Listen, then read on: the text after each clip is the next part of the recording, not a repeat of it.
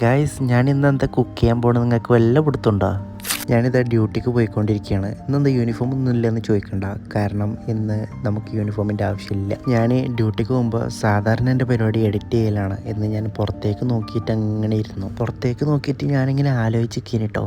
പണ്ട് ഇതാ നേരെ ഒരു വലിയ മാള് കാണണം. ആ മാളിൻ്റെ പേരാണ് ക്യാപിറ്റൽ മാള്. അത് ഞാൻ പുറത്തേക്ക് നോക്കിയപ്പോൾ ഇത്ര വലിയ മാള് ഞാൻ ആദ്യമായിട്ടാണ്. പിന്നെ ഉണ്ട് ഇത് ഒരു ഓടിൻ്റെ ഷോറൂം. ഇതുപോലെ നിങ്ങൾക്ക് കാണിച്ചു തരാൻ കുറേ സംഭവങ്ങളുണ്ട്. ഞാൻ what I see in a day എന്ന് പറഞ്ഞിട്ട് വേറൊരു വീഡിയോ ചെയ്യാട്ടോ. ഒരു പാലം കയറി ഇപ്പുറത്തേക്ക് വന്നപ്പോൾ ദേ ക്യാപിറ്റൽ മാളിൻ്റെ മുന്നിൽ.